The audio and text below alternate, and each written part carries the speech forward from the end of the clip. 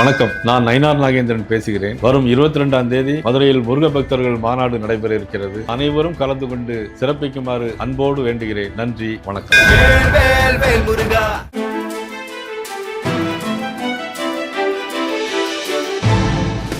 தட்டை, சீடை, முறுக்கு, ரிப்பன் போகடா, அதிரசம் என்ன வேணாலும் செய்யுங்க. ஒரே ஒரு 5 லிட்டர் இதய மந்த்ரா கடல் எண்ணெய் பேக் ஒரு மாசம் முழுசுக்கும் அத்தனை சமையல் முடிச்சு விடலாம். இதய மந்த்ரா.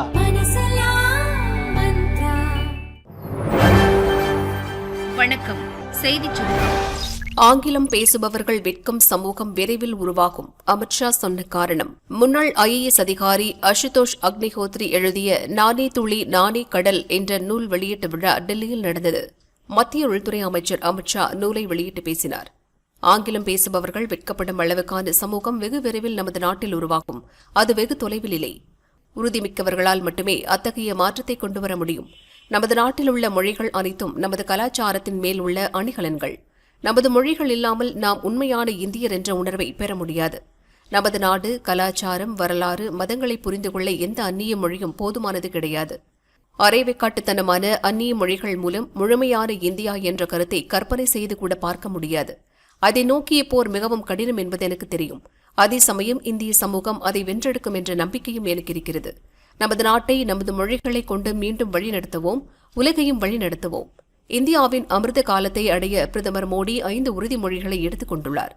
வளர்ந்த இந்தியாவை அடைவது, அடிமைத்தனத்தின் ஒவ்வொரு தடயத்தையும் அகற்றுவது, நமது பாரம்பரியத்தில் பெருமை கொள்வது, ஒற்றுமையுடன் இருப்பது, ஒவ்வொரு இந்தியரிடமும் அவருடைய கடமை உணர்வை தூண்டுவதென 5 உறுதிமொழிகளை கூறியுள்ளார். இந்தியர்கள் அதை அவர்களுடைய உறுதிமொழிகளாக எடுத்துக் கொண்டுள்ளனர். அதன் காரணமாக 2047இல் நாம் உலகில் மிக உச்சத்தில் இருப்போம். நமது மொழிகளும் அந்த பயணத்தில் முக்கிய பங்கு வகிக்கும் என்றும் அமித்ஷா கூறினார். கள்ளக்குறிச்சி சாராய வழக்கில் திமுகவுக்கு அச்சம் ஏன்? EPS கேள்வி. கள்ளக்குறிச்சி கள்ளச்சாராய மரணங்களுக்கு நீதி கிடைக்க வேண்டுமென்றால் அதற்கு ஒரே வழி CBI விசாரணைதான் என அதிமுக பொதுச் செயலாளர் பழனிசாமி தெரிவித்தார். கள்ளச்சாராய வழக்கில் CBI விசாரணைக்கு சுப்ரீம் கோர்ட் உத்தரவிட்டும் திமுக அரசு ஏன் மேல்முறையீடு செய்தது? திமுக அரசுக்கு அச்சம் ஏற்பட என்ன காரணம் எனவும் கேள்வி எழுப்பினார். கள்ளக்குறிச்சி கள்ளச்சாராய வழக்கு CBI விசாரிக்க வேண்டும் என்று உயர்நீதிமன்றம் தீர்ப்பளித்துள்ளது. வழக்கு நேர்மையாக நியாயமாக நடைபெற வேண்டுமென்றால் CBI விசாரித்தால்தான் மக்களுக்கு நியாயம் கிடைக்கும். ஆனால் திராவிட முன்னேற்ற கழக அரசு இதை எதிர்த்து உச்சநீதிமன்றத்தில் மேல்முறையீடு செய்யப்பட்டுகின்றது. இது வன்மையாக கண்டிக்கத்தக்கது. ஏன் CBI விசாரிப்பதை இந்த அரசு ஏற்றுக்கொள்ளவில்லை? இதில் அச்சம் ஏற்படுவதற்கு என்ன காரணம்? நாட்டு மக்கள் உண்மையை கொண்டு வர வேண்டும் என்ற அடிப்படையில் தான் உயர்நீதிமன்றம் CBI விசாரிக்க வேண்டும் என்று தீர்ப்பளிக்கப்பட்டுகின்றது. ஆகவே உயர்நீதிமன்றம் அளித்த தீர்ப்பின் அடிப்படையில் இந்த அரசு செயல்பட்டு அப்பாவி ஏழை மக்களுக்கு நியாயம் கிடைக்க இந்த அரசு முன்வர வேண்டும். எனக்கு நடந்த விபத்தில் சதி இருக்கிறது. பகீர் கிளப்பும் அஸ்வத்தாமன். விழுப்புரம் ஜானகிபுரம் அருகே கடந்த 11ஆம் தேதி பாஜக மாநில செயலாளர் அஸ்வத்தாமன் சென்ற கார் விபத்தில் சிக்கியது. இதில் சிறு காயத்துடன் அவர் தப்பினார். விபத்தில் திட்டமிட்ட தாக்குதல் முகாந்திரம் இருப்பதாக அஸ்வத்தாமன் பகீர் கிளப்பியுள்ளார். இதுகுறித்து உரிய விசாரணை நடத்த வேண்டும் என அவர் விழுப்புரம் SP அலுவலகத்தில் புகார் மனு அளித்தார்.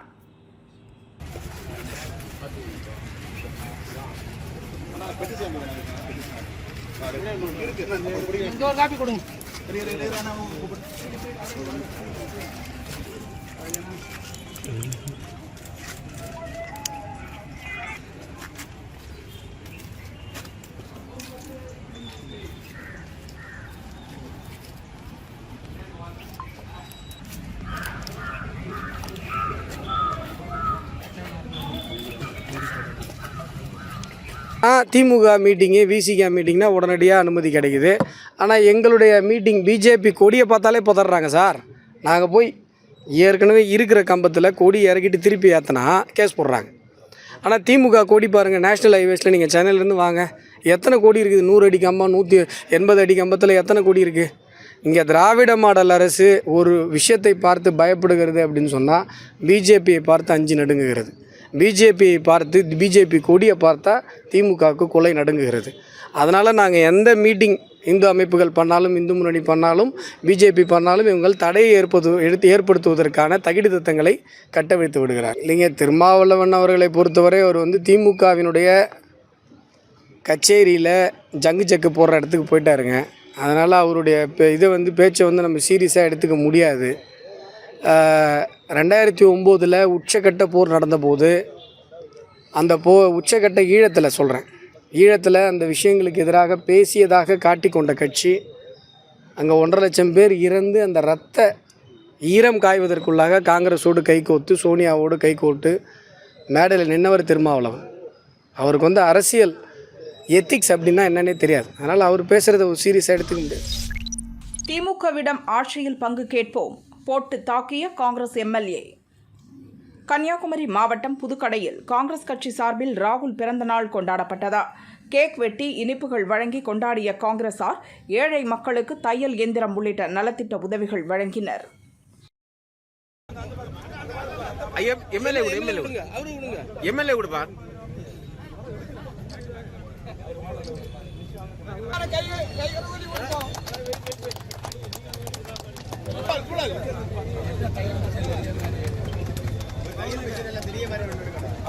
தமிழ்நாட்டில் கடந்த முறை 25 இடங்களில் நாங்கள் போட்டியிட்டோம். இந்த முறை நிச்சயமாக திராவிட முன்னேற்ற கழகத்தோடு நாங்கள் அதிகமான தொகுதிகளை நிச்சயமாக நாங்கள் கேட்போம். எங்களுடைய தமிழ்நாட்டினுடைய நிலைமையை அகில இந்திய காங்கிரஸ் கட்சியினுடைய பொறுப்பாளர்களிடம் ஏற்கனவே நாங்கள் சட்டமன்ற உறுப்பினர்கள் கூட்டத்தில் தெரிவித்திருக்கிறோம். நிச்சயமாக வரக்கூடிய காலங்களில் வருகின்ற சட்டமன்ற தேர்தலில் பேச்சுவார்த்தைக்கு முன்னாலே பேச்சுவார்த்தை நடக்கும்போது எங்களுக்கு இந்த கூட்டணி மந்திரி சபையில பங்கு வேண்டும், அதிகாரத்தில் பங்கு வேண்டும் என்று நாங்கள் நிச்சயமாக கேட்போம். 2021ஆம் ஆண்டு சட்டமன்ற தேர்தலுக்கு பிறகு மதிப்பிற்குரிய மு.க. ஸ்டாலின் அவர்கள் இன்றைக்கு முதலமைச்சராக இருந்து கொண்டிருக்கின்றார்கள். நானும் ஒரு சட்டமன்ற உறுப்பினர். எங்களை பொறுத்தவரையில இன்றைக்கு என்னுடைய சட்டமன்றத்தில் கூட அதிகமான வாக்குறுதிகளை நிறைவேற்றி இருக்கின்றார்கள். ஆனால் இருக்கின்ற தலைமை இன்றைக்கு இருக்கின்ற திராவிட முன்னேற்ற கழகத்தினுடைய தலைமை அவர்கள் அரசாளுகின்ற கட்சியாக இருந்தாலும் அவர்கள் தவறு செய்தால் நிச்சயமாக தட்டி கேட்கக்கூடிய இடத்துல நாங்களே இருக்கோம். காங்கிரஸ் பேர் இயக்கத்தை பொறுத்தவரையில இன்றைக்கு கிராம காங்கிரஸ் கமிட்டி என்கின்ற ஒரு மறுசீரமைப்பு நடந்து கொண்டிருக்கிறது. இன்றைக்கு 16,000 கமிட்டிக்கு மேல அமைச்சிருக்கோம்.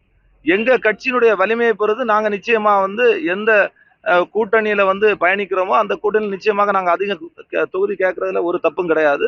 அதே மாதிரி வரக்கூடிய காலங்களில் எங்களுடைய தேசிய தலைமை நிச்சயமாக அவர்கள்ட்ட நாங்க சொல்லியிருக்கோம். அவங்க நிச்சயமாக தமிழ்நாட்டில் காங்கிரஸ் கட்சியினுடைய வலிமைக்கு ஏற்றவாறு அதிகமான தொகுதிகளை கேட்டு பெறுவோம் என்பதுதான் நிதர்சனமான உண்மை. சிறுவன் கடத்தப்பட்ட வழக்கு ஏடிஜிபி ஜெயராமுக்கு எதிராக ஹைகோர்ட் போட்ட உத்தரவு ரத்து.